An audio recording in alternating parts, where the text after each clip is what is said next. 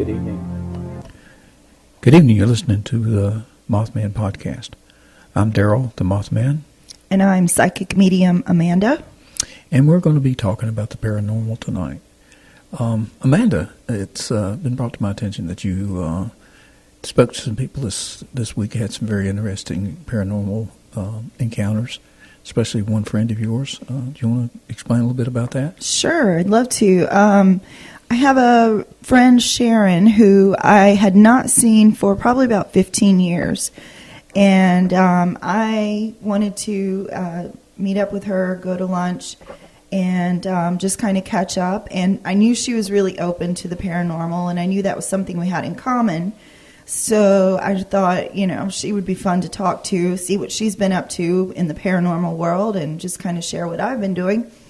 So she was telling me that she's actually been going and doing her own little paranormal investigations with a friend of hers, and she's been able to capture some EVPs a couple of times. And the more interesting to me was that she snaps photos everywhere, but she had one photo in particular that was amazing and super compelling evidence.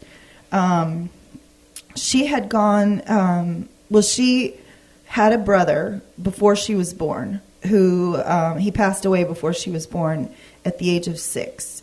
And it was a horrible farming accident where his head was crushed, and he lived for 3 days after that. Unfortunately, passed away at that point. And Sharon never knew him, but she knew her mother talked about him all the time, how much Jimmy would have loved her and, all that kind of stuff. So she knew that her brother loved this school that he had gone to up in North Wilkesboro, and it was a kind of a tiny 2-room, like really rural area schoolhouse, and she just wanted to snap some pictures from the outside just to say, I went to where my brother went to school, and this was his little schoolhouse, because it's really quaint. And so she snapped pictures all around and, different things, and went back to her car with her friend, and they were looking through the photos, and they came across one in particular where there was the face of a little boy in a window. And Sharon is not one to just say, oh, look, I have a ghost. So she wants real evidence.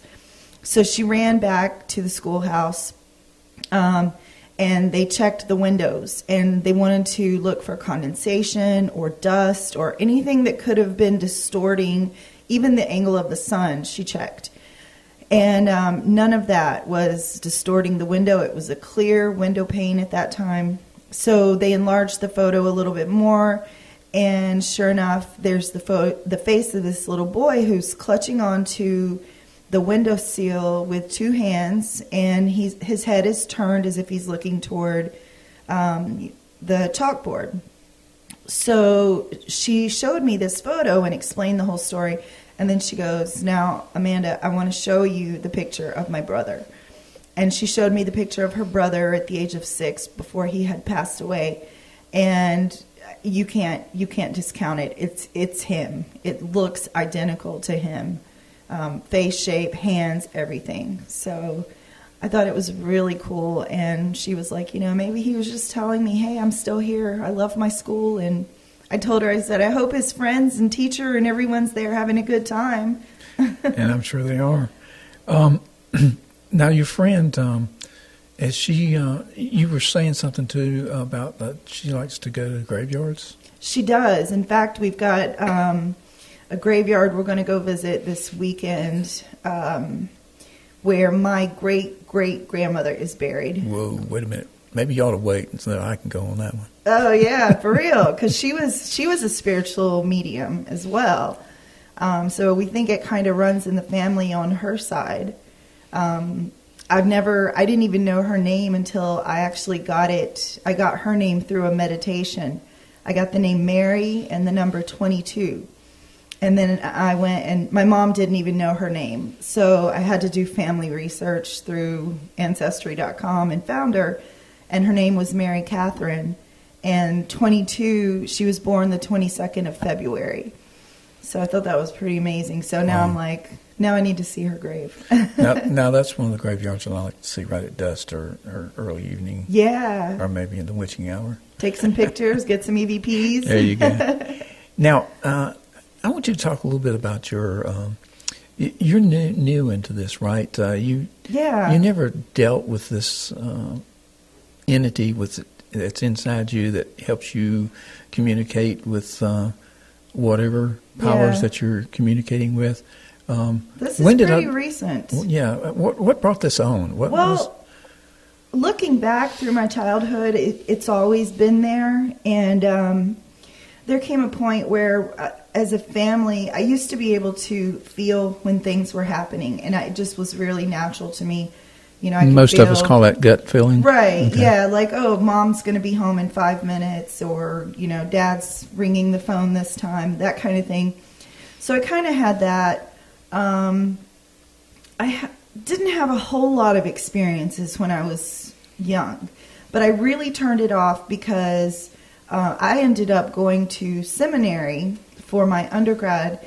And so as a seminarian, I had read, you know, even if you think you have some kind of abilities, you should shut them off because they're of the devil. And so, you know, I was like, oh, well, I definitely, you know, feel like I have some, so I'm shutting it off. So I ignored it. But then I went through a really intense period over the last 8 months, starting in April. Had a rough time, like just, I don't want to say psychologically, but really questioning life, what I'm doing here, all of that sort of thing. Is the universe, you know, working against me? Is there anything out there? And I was studying a lot of different, quantum theory actually was one of the things that kind of brought me over to, there's a good possibility that there is that energy does not ever go away. We just change from one energetic form to another. The basics of the quantum theory is energy cannot be created or destroyed. Yeah. And so it's really, that really opened my eyes to, you know, there probably is something beyond that we change energetic forms into something else when our physical dies. So that came about first. That was kind of my first revelation. And then studying a lot of like just Buddhist meditation, and through meditation kind of feeling like, I don't know if you want to call it God, the universe, the Great Spirit, whatever you want to call it, but I felt something else is there.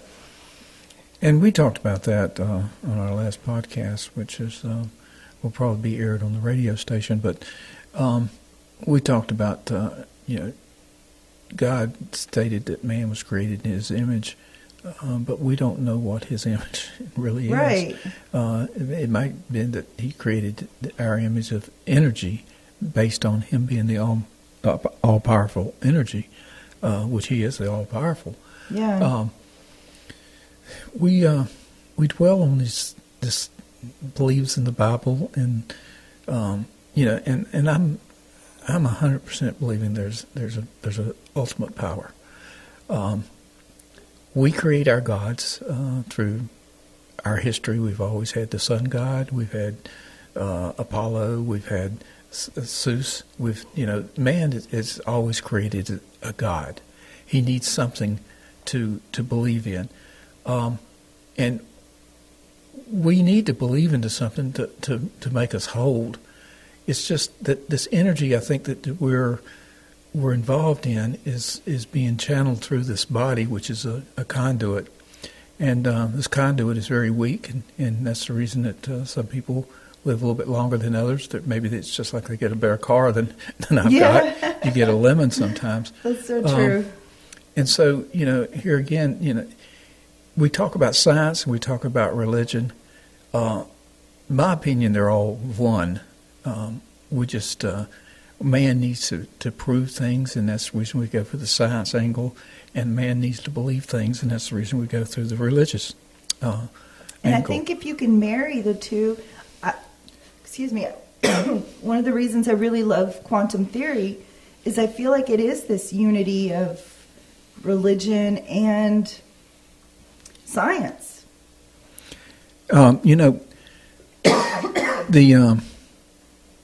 Speaking of this, and we'll be getting to this, and let me explain to everybody, we're doing quite a few podcasts, and these podcasts are going to last about 15 minutes each because everybody has their own world that they have to live in, and just sitting and listening to a podcast it's not going to be. We want to keep your attention, so that's the reason we're going to try to keep them around 15 minutes. And then if you want to listen to another one, you can always pull another one up and listen to it. But we're going to be talking about this sort of thing now for the next few weeks. Please tune into our podcast and you'll see this. Now, speaking of this, I know your parents. We also explained on our last podcast that your mother is kind of like an infant. If it's on her brain, it's going to come out of her mouth. And I love her to death. But she holds back nothing. So what do you think she's going to say when she hears your new belief in what you're able to do? And I've been thinking about it a lot and how best to explain it to them.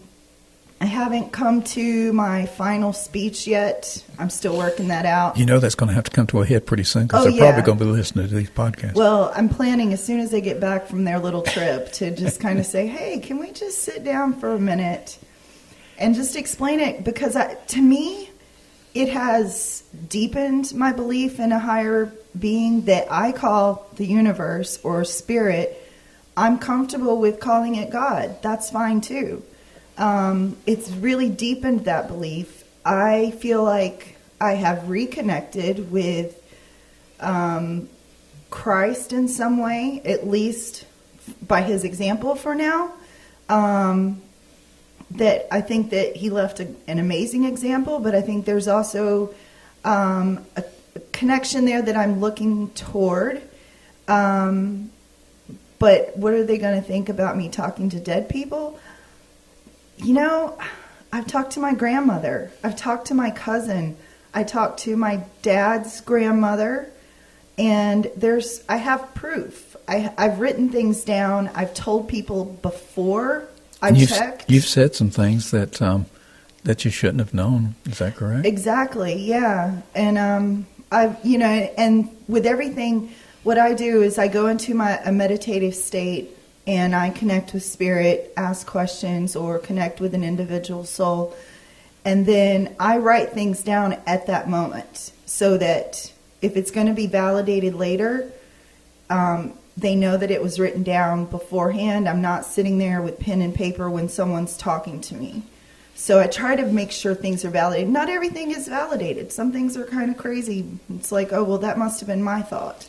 Well, I shocked you tonight before we went on the air and told you I was a certified hypnotherapist. That was really surprising. I want to hear more about that. You probably won't see my credentials too, right? I used to keep them on the wall. I don't have a wall around me anymore. We will. I would like to maybe do a session with you, either on the air or. Oh my God, that would be so cool. We're going to try to bring life to this podcast, meaning video, in a short period of time. Due to circumstances beyond our control, video is not something we can have at this time, but we will be working on that. We're going to draw this to an end and a closing on this one. We hope you enjoyed our little talk tonight, and we look forward to talking to you again in the near future. Thank you for tuning in. Good night.